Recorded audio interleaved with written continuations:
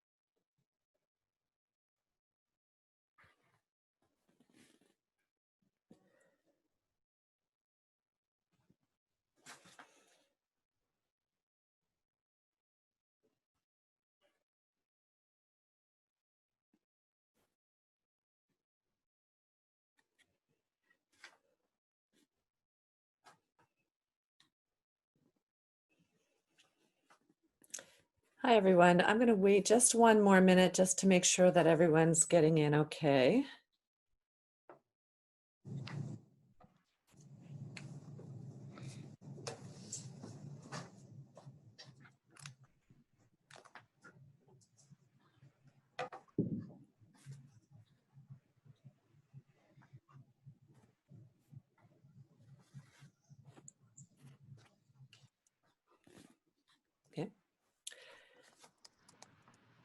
Okay, I think I'm going to go ahead and jump in. I do want to note that we will be recording this and sharing it out afterwards. Welcome, everyone. I'm Lisa Donovan, Professor of Arts Management, and also the Director of the Institute for the Arts and Humanities at MCLA, Massachusetts College of Liberal Arts.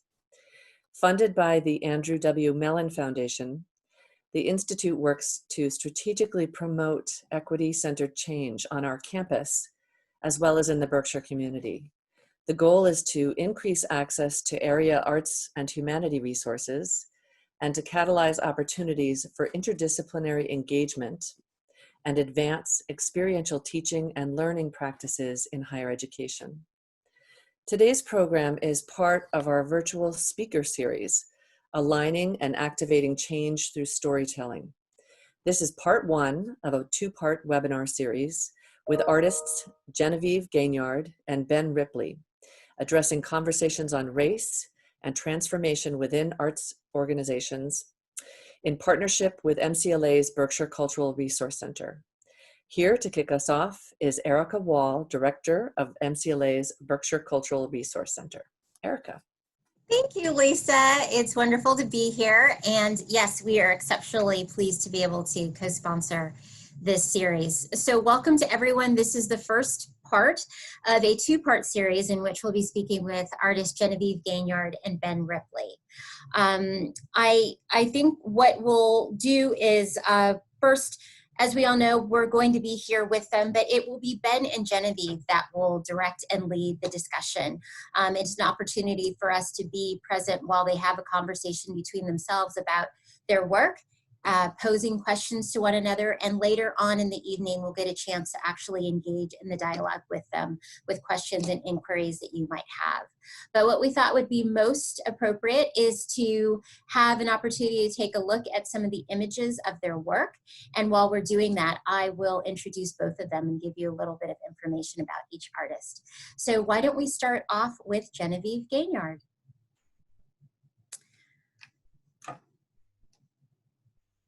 Genevieve Gaignard is a Los Angeles-based artist who is also MCLA's inaugural artist in residence. Her work focuses on photographic self-portraiture, sculpture, and installation to explore race, femininity, class, and their various intersections. She is the daughter of a Black father and white mother, and Gaignard's youth was marked by a strong sense of invisibility. Gaignard blends humor, persona, popular culture to reveal the ways in which the meeting and mixing of contrasting realities can feel much like displacement. She is exhibited at major art institutions throughout the United States, including our own Mass MoCA. Her work is in the permanent collections of the Studio Museum in Harlem, the California African American Museum, the Perez Art, and numerous others. Gaignard received her MFA in photography at Yale and her BFA in photography at the Massachusetts College of Art. Moving on to Ben Ripley. Ben Ripley is an artist based in North Adams, Massachusetts, whose work engages critical moments in history by reimagining technologies used for the transformation or the transmission of culture, such as language, photography, and sound recording to suggest alternate, more humane societies. He works from a continuing exploration of the deep history and mechanics of photography. He's also an instructor at Buxton School in Williamstown, Massachusetts. He received his BFA from St. John's College in Santa Fe, New Mexico, and his MFA from the School of the Art Institute of Chicago. He currently has a show that opened in July at Mass MoCA, and it explores the definition of race by museums and cultural institutions. So I'm going to take this opportunity, as I said, to hand it over to Genevieve and Ben for them to engage in their discussion. And later on in the evening, we'll actually participate as well. So Genevieve and Ben, welcome and thank you. Thank you, guys. So much. Hi, Ben. Hey, Genevieve. Long time no see. Yes. I wanted to, before we kind of get into our plan, I just wanted to congratulate you on your opening at Mass MoCA. And yeah, very cool. Excited for you. So, you know, Ben and I are, like Erica said, just going to be posing some questions back and forth. We're going to just kind of have it really kind of free flowing, but we wanted to start by showing you a few more slides that we've selected of our work. So Ben, would you want to start yours just to go through that, and then I'll jump Sure. in and then we can get chatting. Sure.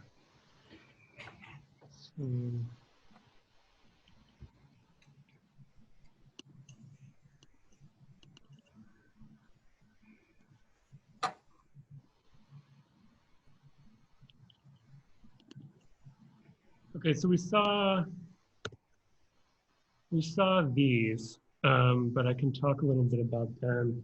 So these are photographs based on statues by Melina Hoffman that are meant to, each one is meant to show a different racial type.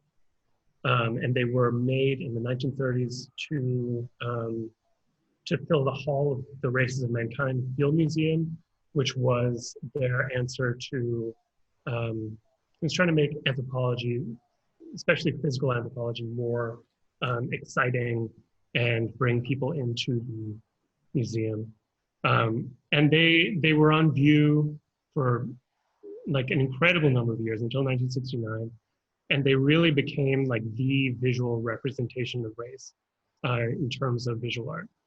So if we're thinking about the contributions of visual art and the museum to defining race and pushing that as a scientific reality, this is the show. So going back there involved looking at the sculptures, but also involved looking at a lot of text by the guy who kind of who was consulted all the way through the exhibition, who wrote the exhibition booklet and posed for one of the sculptures, who's Arthur Keith, the father of white nationalism. So the origin of white nationalism in the museum is the subject here. Great. I mean, not great, but you know what I'm saying. Definitely have some things I want to unpack with you on that one. So I'm going to share mine.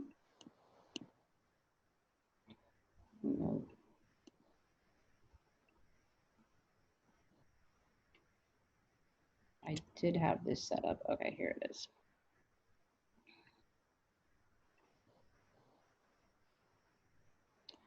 So like it was said, I work in a lot of different forms, but I wanted to kind of focus on some more recent works that are collage based. And I think, you know, like we're going to kind of get into how I kind of explore being biracial in America, and how I've kind of built a language through material to kind of address that, and just kind of, I don't know, I know you're gonna question me on these things more, but I just wanted to give just a little visual sense. These aren't, I guess these are all mostly from the same presentation. So yeah, and like after, when we are asking you all questions, or you guys are asking us questions, I should say, we can bring up these slides again if anything kind of needs to be referenced. So those are the ones I have to show you. I'm going to stop sharing and I'm just going to look at Ben. Okay. Yeah, Erica said in the little intro that you are the daughter of a Black father and a white mother, right? Mm-hmm. Yeah. So I think about like looking. I think about looking all the time, and I think about photography and light. And I think that your situation is particularly interesting because your Blackness doesn't necessarily come through in a visual way with looking. And we both work so much in with looking, with photography, with visual art, things like that. My family background, I have two white parents, also doesn't come through in terms of looking either.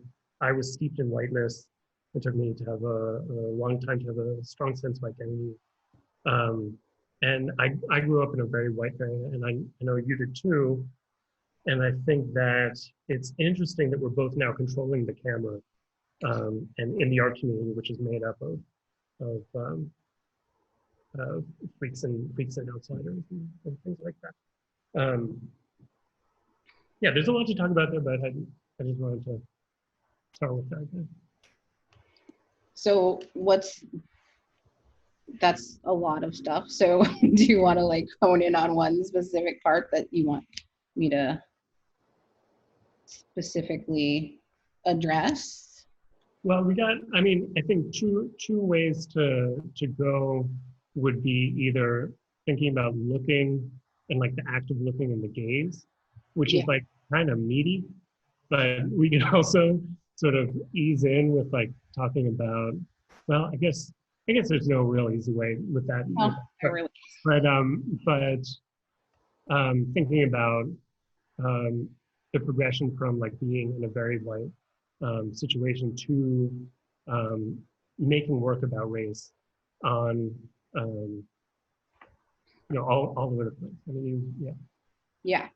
Well, I would agree. I think about looking a lot, or I don't know if I think about it, but I'm aware of looking constantly, where I think often we just kind of do it as second nature. We don't think about it. We don't always address it exactly.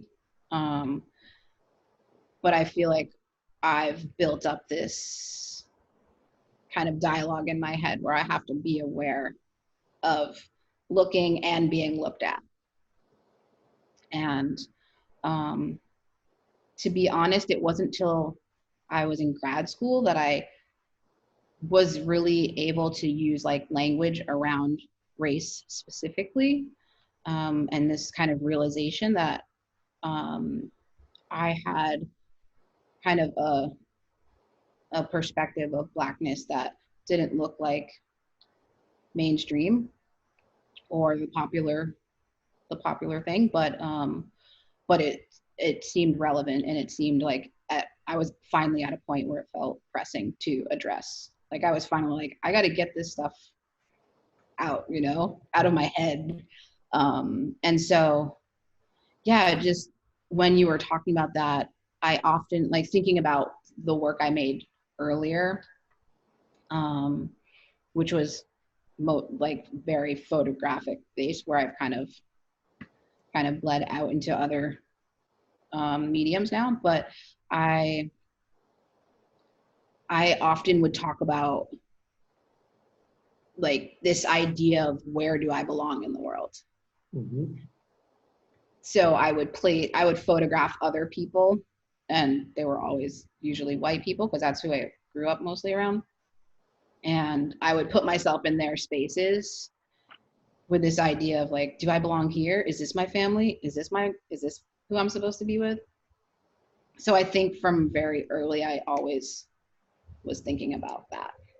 And that is so, I don't want to, I don't want Yeah, to, no, go. yeah, I think that's so interesting because like that is exactly one of the gestures that's happening in the Field Museum project, is like going around to these different, because like I occupy a space in between like a lot of different racial groups, like, genetically, whatever. So like finding, like, do I belong here? Do I belong here? Like, what happens if I stand in this spot?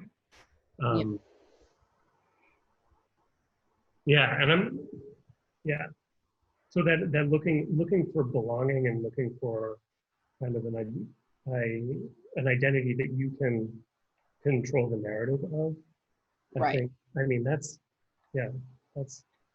And then I think that's where it's interesting, which you brought up, that we are in control of the camera or the look at us. Mm-hmm. We're kind of looking in at ourselves, but also aware of others, maybe how others see us or maybe how others might perceive us, but not knowing the full story. But it's interesting because like it's not like we turned it around on other people and are shooting other people a lot. We're again presenting our bodies to the viewer.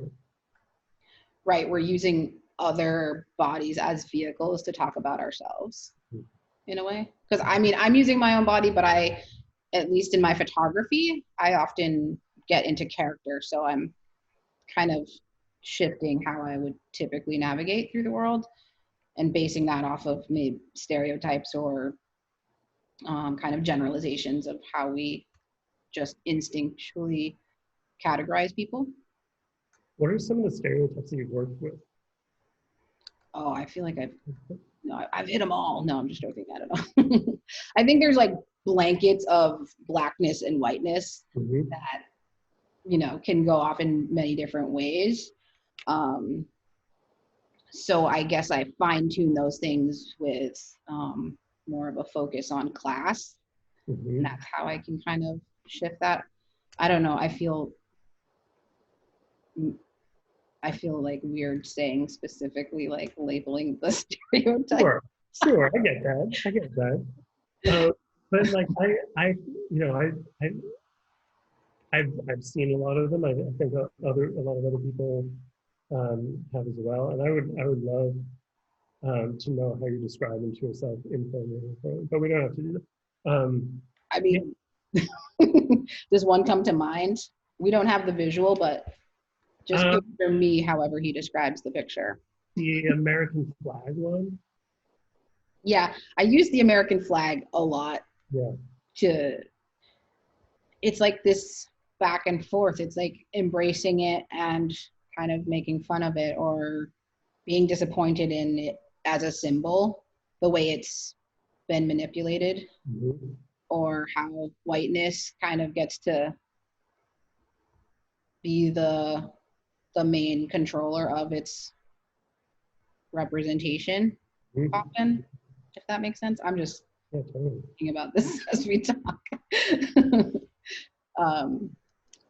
But I don't know. I think this could kind of tie into this, or I'm curious to like switch the gears a little bit and think about like the mission Mm-hmm. of our work. Like what is that, and has it evolved for you when you think about when you first started kind of creating in a space where you're like, I'm an artist who's like actually trying to say something specific. Yeah, I think missions are. I'm going through this right now. I'm trying to like frame a mission for the school that I work at, and I think I came down to the idea that like mission should never be put into words, because then you always have that sort of like way that you phrased it before to fall back on, and you're not constantly like living it and figuring it out as you progress and evolve, like you said. But I think, I know we were talking earlier about like like what, like our hopes for the viewer, like what we wanted to change. I'm really interested in humanizing not only the viewer. I'm interested in offering the viewer agency, creating a space for them to play, like a non-directed space for them to play. I'm interested in humanizing people from the past. I think a lot of times we can think about people in really overly simplistic ways in the past that knock out the ability of our ability to learn lessons from the past, and like really figure out how a similar thing could occur in the future of the present. But overall, in terms of the arts, I think it's like reimagining histories to figure out better, like to imagine better ways to live, to suggest better ways to live. Better ways to live. Yeah, yeah. Like what if the goal of photography wasn't to capture, but it was to, I don't know, like record the perspective of something, or to record the physical body of something. What if, yeah. I'm gonna pose the question back to myself a little bit. Please. Because I think early in my practice, my mission was kind of from a very like selfish perspective, in the sense of like finally being able to own the fact that I can identify as a Black woman, a woman of color, and how does that look, and how will I respond if even though others might not read that or feel that. And so, and even within my own family. And I think that's why I first started photographing myself, because I was like, I have some shit of my own to unpack. And I really can't really fathom putting someone else in front of the camera anymore, because I really just wanted to focus on me processing it, whether I had the words or not early on, you know. But now I've gotten to a point where I feel like I've figured out kind of my materials I enjoy working in.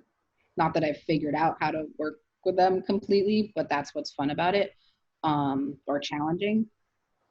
And there's become a shift where I see the power in what the work can do and how it can work as a tool to raise other questions, address,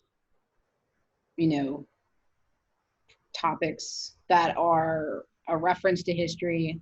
This idea of like we as a people have come so far is something that you hear often spoken, mostly by white folks. But by using those historical references in the collage work specifically, I'm stating just how far we haven't come to almost just be like, okay, let's just face it, we haven't come as far as we would like to pretend we've come. So how do we face it front on and feel awkward, experience the beauty and the trauma all at the same time. It's I don't know, and it's not even like I can put it into words specifically, kind of like what you were saying in terms of like the mission is. But in terms of the evolution of it, it has changed because I am so interested in the feedback from the viewer. So having those conversations and seeing, like, even if they don't get it right away, the way that I, in my mind, perceived how it should have been taken, it kind of shows me where I need to like either push a little more, or because when I look at past works, I'm like, oh, I was just tiptoeing to get to the point. And I feel like I'm finally at a point in my work where I'm just like, I'm ripping that Band-Aid off, and I'm just going to keep ripping it off. Oh, you have a Band-Aid, it's off, you know. That's a sound. I need a sound of the Band-Aid ripping off. But Yeah. yeah, sorry. There's, yeah, the amount of things that your work holds at the same time, and the kind of experiences that it invites, I think is really phenomenal. What are there any things that people said to you that really like moved that needle for you, like shifted your mission or motivation or anything? I think it's maybe more like events or opportunities to have shows at certain places and really considering the audience. I would say, you know, moving through something like loss or death. So I experienced a pretty tragic loss in my family at a particular time in my career. And instead of just like, you know, going off the grid and just kind of being in my feelings, I used the work to process my own feelings, but at the same time realize like the work can be a vehicle to realize that everyone's kind of gone through something like that or will experience that. So I was like, how do I make something about loss on my personal front, but also on a larger scale? And then also that particular show happened to be at the California African American Museum. So how does a woman that navigates through the world mostly seen as white or in a body of privilege and make work that I want to feel that the majority of the audience sees themselves in it and feels like they're engaged and part of the story. So those kinds of things I think are more, and those continue, those things, you know, life happens, so you continue to like respond in that sense, I guess. I mean, we're in the midst of a pandemic and, you know, the politics of the world right now. And it's just, all of those things are like, they're always like rumbling under the surface, and they show themselves at different times in a more severe way or poignant way. And so I try and keep it open to like just responding to what's going on either in my life or in the bigger sense of the world right now. But at the same time, constantly being like, I'm really just interested in addressing race and class and, you know, what it is to be female, however that looks, and all its forms. And we talked a little bit one-on-one about like fluidity and how that kind of shows up, but, or like us being open to that idea in terms of like being categorized or put in a box, where folks like you and I, like even you and I have been trained or learned to put people in categories, in boxes. But I think we have a specific story so that we know how we're seen again, but we know how, it's like you can predict what others are going to say about you, because it's, we know how normal operates and that we don't fit in that, you know? Yeah, being an outsider gives you like a wild amount of like freedom and perspective. And I think, I also think about, I keep on thinking about John Waters in terms of your work, and I'm sorry for that. But I think about his status as an outsider and using like a strong aesthetic to come from another place to look at like a whole societal thing. And I think the way that you use your visual language also has like a similarly meaty, like outsider invented like fluidity to it.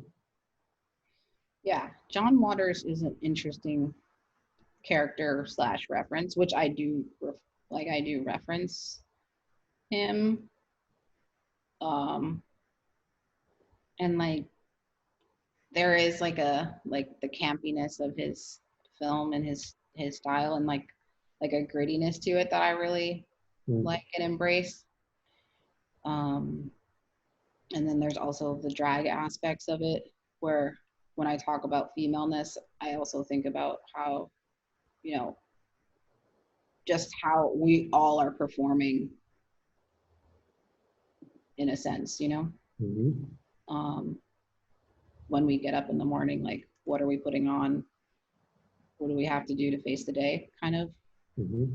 And that can look like an array of things, but I don't know. Is there anything like a reference that you're drawn to? It doesn't even have to. I remember we were talking about we have this one like movie that we both like for some weird reason like really. Yeah, and I didn't even think it was like about the work until I started talking with you. So I really like this movie from 1994. It's like a David Bowie flick. He plays like a pathological lying bartender who is also a gambler and has lost all his money. And there's a Houdini obsessed woman that he gets to do some sort of death-defying thing to win him back. And it's called The Linguini Incident. At first, but then Walmart, I told you this part, Walmart bought the rights to it, but not the title or the cover. So they re-released it as Shagorama, which has nothing to do with the plot or anything, like there's no, yeah. But the Houdini thing, like the obsession with Houdini and this character who is like so interested in near escapes in these like death-defying, improbable things. That's like I think about a lot of my work in those terms, like the ice stuff that we were talking about, like just being able to do things that would not be necessarily possible is really interesting to me. I love that because I like once you had brought up that reference, I just like wanted to hang on to that Houdini reference. And when I think about the slides you shared with us even just earlier, there's this bit of like magic, and not in even like in a cheesy way. And like I don't even know if magic is the right word, because that's not exactly, would that be what Houdini would be classified under? It's more just like danger, escapism, I don't know. Yeah. A lot of things. But there is this almost like slight reveal, like you really have to look at the image sometimes to see, like it's almost like playing a trick on your eyes. At least that's what I'm thinking about when I'm looking at it. And I was wondering like how you go back and forth between choosing how much you reveal and how much you don't in the photograph. I mean, that's it. That's the difficult part about making work, right? Yeah. I think it's a similar, I get a similar thing when I'm looking at your work, that where there are these turns or these like times where things like click into focus, like the salty Karens, or like where you get a pun, or you get something becomes obvious to you, but in your work, it like continues, like that's the opener, and then a lot of it. Well, we can talk about time stuff later, but I'm going to deflect from that question. What is your favorite movie? What is my favorite movie? No. Do you want to talk about that? Your movie? I mean, we have a similar movie that we both realize that we both like, but I can tell you about a movie that I watched on one of my plane rides to Los Angeles, and it was The Last Black Men in San Francisco. I remember being super excited to watch it because one of the main actors was at Yale with me in the acting department. And so that part was cool. I was just like, oh, I just want to like watch it to support the bigger picture here. But it's a really touching film. And I found myself not just watching it, I got my notebook out and I started like some of the phrasing and wording that was being used in that film just kind of pulled me in. And so I started like writing things down, and I would just write it and then write it again. And one of those things I wrote down, which is like a slight flip of something that was said in the film, was look at them, look at us. And that's what I later turned into that neon piece that I showed in the slides. And I just kept thinking about that being kind of a very, in one sense, like a very straightforward, bold statement, but with so much like fluidity to it, to put it on, like anyone could kind of embrace that from their perspective or their group that they feel like they fit in. But I was kind of blanketing it over Blackness, and even, you know, Black artists in the art world right now and them being really celebrated. I feel like there's always this, no matter how much trauma and death and just negativity and just all of the dark cloud that is kind of, I guess, maybe racism and beyond, but Black folks just pull themselves out of that and shine through. And so I wanted to create something that said that. So the full title is Look at Them, Look at Us as We Shine Brighter Than They Ever Imagined. So they being whiteness, and, you know, like it could go on to many different things, I think, but, or just, you know, I think someone photographed me in front of that piece when it was being shown with J-Lo of all people. And so I was just like, yeah, look at them, look at us. Like, it wasn't like that, but, but just like, it can be like super like superficial, or it can be like layered. Yeah. And heavy, but yeah. Yeah, and I'm really interested in the tension in your work between the superficial and the heavy. You know, because there's so many, like the Black collectors is another thing that's maybe like that phrase is both very straightforward and carries an enormous amount of baggage and history and question marks to those who aren't really making themselves aware that that might be an issue. Like, why do I even have to say that? Or where are all the Black collectors? You know, that's very specific to the art world, but I had the opportunity to, and I think that's what I was talking about with the evolution of something, really ripping off the Band-Aid. I was kind of the first time really using words in my work, so straightforward, which felt you know, like scary. I'm dyslexic, so I often I'm like, got to read that like 10 times to make sure it's right. So like, I don't like to put words out there so much. So that just is like a kind of a good sign of the evolution of one's practice, my practice. And just, I think we also talked a little bit when we were one-on-one about vulnerability and how much we're willing to put out about oneself in order to take the viewer on the journey. How much does that matter? I guess it depends on how much the artist is willing to reveal. And if you're Houdini, then you might not get all the answers you're looking for right off the bat.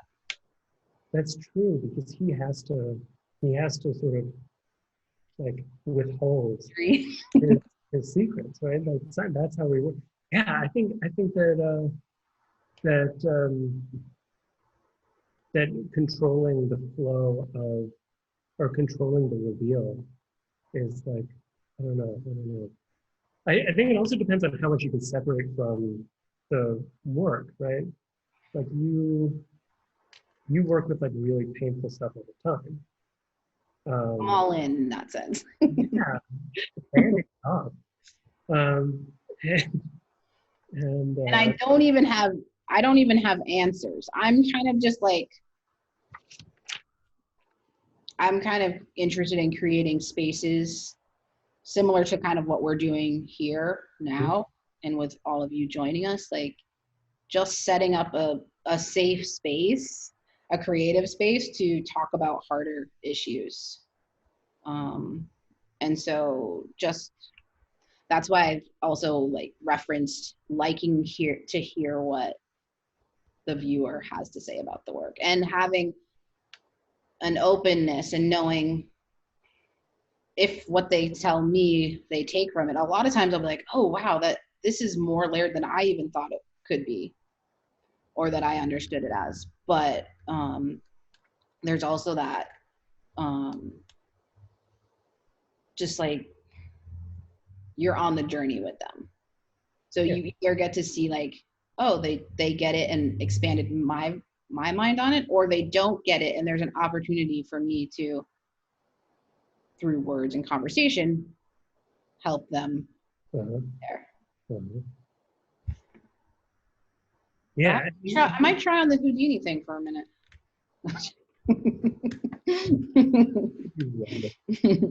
I just got it. I'm Evel Knievel, you're Houdini. Wow, but they're so similar.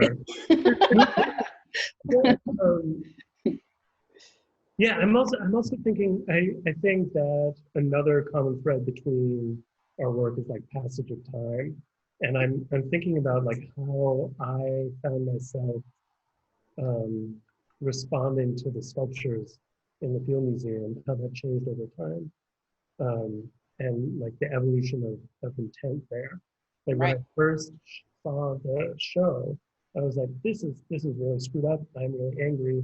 Like I'm gonna make this very kind of angry, quick response to it. And it was like another series of like layered body prints that that used like their catalog from the 40s of the sculptures. And in this one, like revisiting them again 3 years later, like their continued persistence and their like the fact that there were these bodies lying in storage or like lying in on display seemed like so like not like an occasion for anger as much as like a much more complex like sympathy, I guess, or like horror or like opportunity for care. I don't know, like that. So I don't know what that does to the mission as well. Good thing you didn't state anything specific. Yes. I mean, yeah, I think that's all like, I had a few thoughts, like when you're talking about that, it's like you were expressing it like you were angry about the thing and you had to like address this. But did you need an audience? Like in the middle of it? Do you know, are you thinking about, I think I'm interested because like how I've gotten myself where I'm like, okay, I'm thinking about the audience and how I can affect. And I'm really excited about how you're working in this mode of like, I'm just like, I'm doing this for me. I need result. I need to see what this looks like. And it's more shielded until you kind of worked through it all. Where I'm like, I don't know what this means. I'm gonna rip this Band-Aid off and put it out there, and we can all just kind of dissect it together. Yeah, I definitely use it as a sort of thinking through and a way of like making things. Yeah, like thinking through with material, thinking with. But isn't that what you're doing with the collage pieces? Like taking these images that are resonant and seeing how they combine. Yeah, and I'm wondering if this is another like comparison of how we're similar but different in terms of like interested in history. I feel like you have this, which I'm kind of jealous of, this like this mind that wants to research, and I'm more like a collector of imagery, especially when it comes to my collage works.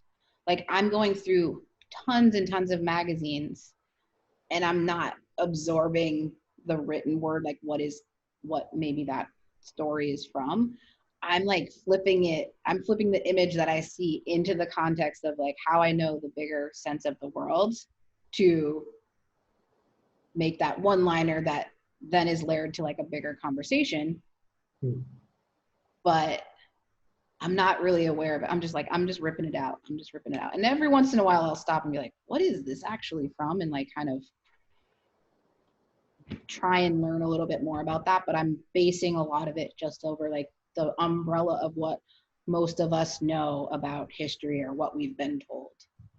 Yeah, and how to like flip that on its head, which I think we're both doing that part at the end of the day.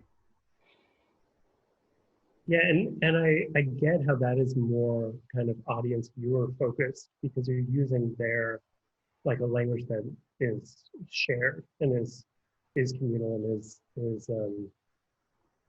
I don't, like if you're thinking of social histories, like that's the language to use, right?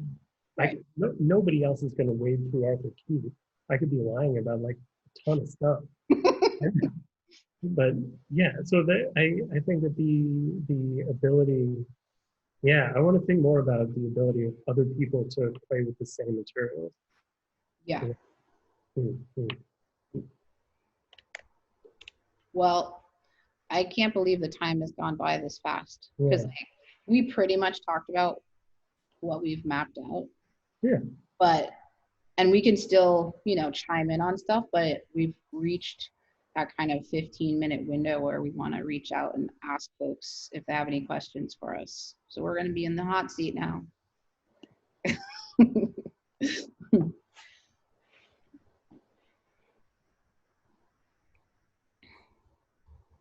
Okay, so we're definitely going to invite folks if they have questions. You can either write them in the chat, you can raise your hand digitally, physically, let us know, and we'll definitely unmute you to make sure you'd like to contribute to the conversation you can. But not everyone at once. We'll be here all night. No, I'm just joking. Oh, yes, we have a question. Yes, so this was totally fascinating. And I'm struck, this is a question about unlearning. You knew I was going to ask this. And you've named many types of actions, from exploring to uncovering to responding to evolving to hiding to revealing. And in other conversations you've talked about this unlearning. And so I'm curious, where does it fit for both of you? And who is doing the unlearning? Because a lot of what I'm hearing is sort of the learning and revealing. And so where does unlearning fit? Where does it fit? Yeah, I think it's like the key to it all in a way. There are no rules to the unlearning part, so it's a little harder to grasp it. That's why I think we just wanted to pose a few different thoughts that we have throughout our work. But I think I'm constantly setting up scenarios to confront what one knows, to then, because it's like you almost have to like accept what we're taught. Some people don't even go there. It's just taken for granted, and that's like systemic.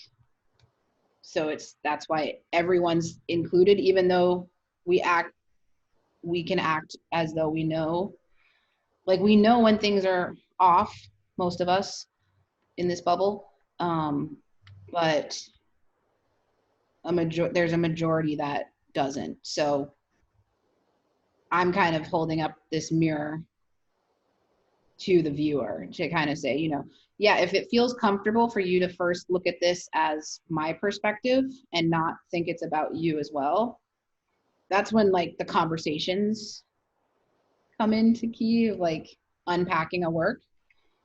That's what I'm interested in. And that's what I'm putting out into the world to use the work as a tool, as a guide, and as a clear message, I don't know, to kind of bounce off of that idea of unlearning. Look at what we've been taught. Now let's shift that, Yeah, I think we talked about unlearning a little bit earlier. And I'm sorry we haven't touched on it yet, but I think it's a really interesting way to think about visual art in particular, because there is didactic art that's like trying to teach you something, that's trying to convey a message, that's like propaganda, and a lot of that is like really deadly stuff. Like it's not good. And like what I think a lot of Jen's work and some of my stuff, what it does is it allows, I hope, an opportunity for people to stop the way that they're thinking usually, and play around in a different space, and play around with frames and ways of thinking and ways of seeing. And I think what our work allows you to do, if you're willing to do the work, is to own and address what you've learned and what you like, how you act or how you act out through your day towards others in the bigger picture. And then, yeah, there's kind of like owning. I talk about this, at least for my work, like owning two sides of a story, because I'm kind of somewhere in the middle, or not really in the middle, but that always sounds cheesy to me. I'm right in the middle. That's really helpful. Thank you.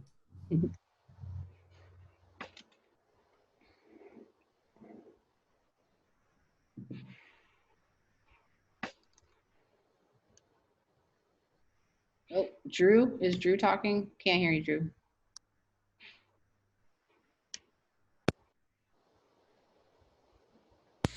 What about now? Yes. Oh yeah, just speaking of your situation being raised by like a white and a black parent, what I've noticed, a lot of artists, whether they're black or white, they have like issues, or they're uncomfortable making art of or like representing other cultures and races in their art. do you think that, I imagine that's easier for you coming from like a mixed family. Mhm. Do you think that that's like an important thing for an artist to try to do, or do you think that it's that artists can just like go their whole life without just painting their own race, whether it's white or black? Yeah, that's an awesome question. I think about that a lot,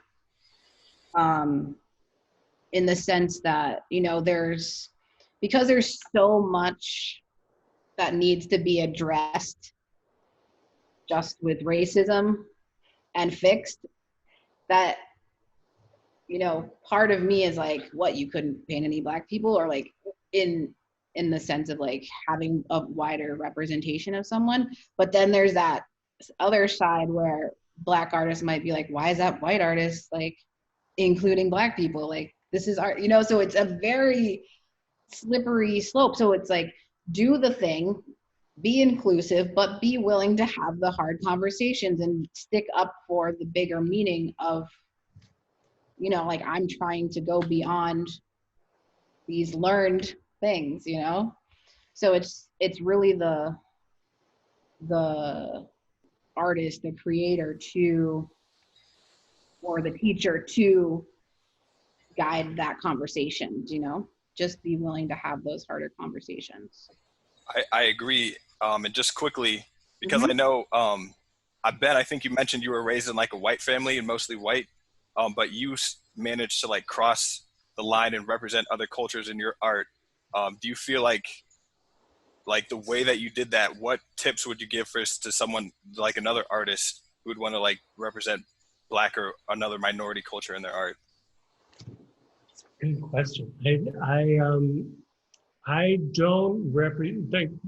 Yeah, the culture that I'm representing is like the scientific culture of the early 20th century, and the ethnic types are like not necessarily, like, I'm not representing them as cultures necessarily.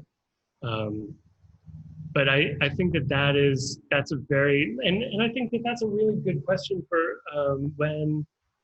for instance, white curators right now. Like, it's a very tricky thing, and not everybody's doing it right. And yeah, I think just stay close to other people is a big, and include other people in your planning and conversation. Thank you. Thanks, Drew.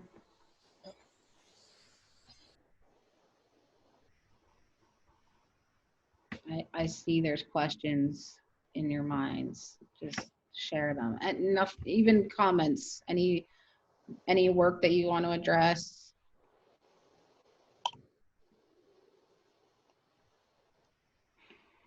No pressure. A little bit of pressure. So Ben. Yes. How does race play a role in your work? In the museum project, or like overall? I'll let you decide which is more. You can take it wherever you want. Do you want to focus on the museum work? I think, okay, so I have a lot of different types of work that are like making photographs out of berries, or making photographs out of breath. And those things, while they may not appear to be about race, are deeply deeply rooted in like my coming to understand myself, and how other people relate to me, and how I relate to other people racially. And but I think that's big. That's a long conversation. And I think the museum project, I don't know how it turned out. I think how does race fit into your work? I will answer that, but I wanted to just pose this happening that happened when I was in grad school. I remember this one student that was white one day in frustration said, "Why does everything have to be about race?" And it dawned on me that he just assumed that anything he was making work about had nothing to do with race because there wasn't a black or brown body in it. And so that's like somewhere I want folks to kind of float with that idea of unlearning. It's kind of assumed that whiteness isn't about race, but it's literally where it's all kind of stemming from, all of the issues in a way. So I'm talking about race just as much as everyone else, even if they're aware of it or not, you know? And like I'm kind of screaming about race maybe, and others are whispering, or just screaming in a different way. So yeah, it's about that for sure in my work, but in the more obvious ways. But the person who's kind of got the kind of cookie cutter life and is painting flowers and fields, that's about your setup as well. Do you know? Mm-hmm. There's some folks that will never get to be in that mindset where they're just like, I'm just gonna, I don't have the exact words, but I'm thinking about that a lot. We've got one question from Aruna as we hit that 6:30 mark. Where's Aruna? Hi, Aruna.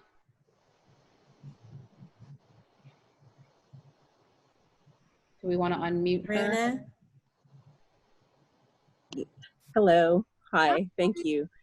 I just had a quick question for Ben, I appreciated Genevieve's answer just now about, in a sense, everything's about race. We just, some of those conversations are marked and some of those are unmarked, right? So I really appreciate that observation. But Ben, I was hoping you could clarify, because earlier in the talk you sort of mentioned your feeling or your position as an outsider. I think that's a word you used. I'm not sure if I'm imposing that on you, but I was wondering if you could just talk a little bit more about that, because I feel like, that I think I need clarification on that. Basically. Thanks. First, congratulations on the prizes. I think No. Thank you. Do that. But yeah, the like my like early identity is very much as an outsider, like pretty constantly. So that is like a deep thing. And that is like what my own perspective was built through, and it's certainly been complicated since then. But if I were to, I think that I don't know. I think a lot about the fact that there's like nowhere that I don't know. Yeah, I think that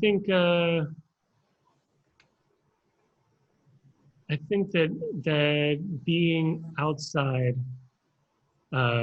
existing as a mix of these like really these types that I explore, which the vast majority of us are, but really owning that like allows a fluidity and a perspective that I hope is valuable. Okay, thank you. All right, I think that was actually a great question to end on. We are a little over our 6:30 mark, but I want to just take this opportunity to thank both of our artists Genevieve Gaignard and Ben Ripley for participating in the first part of our speaker series. We will come back again on the 13th, and Aruna D'Souza will actually facilitate a discussion with both artists again, and they can resume this conversation. And also we can participate in that dialogue as well. So again, I want to thank everybody for participating. Thank you to the Institute for Arts and Humanities. And again, BCRC is really pleased to be able to co-sponsor this. So everybody be well, stay safe, and we hope to see you on the 13th. Thank Thanks. you. Hi, Amanda.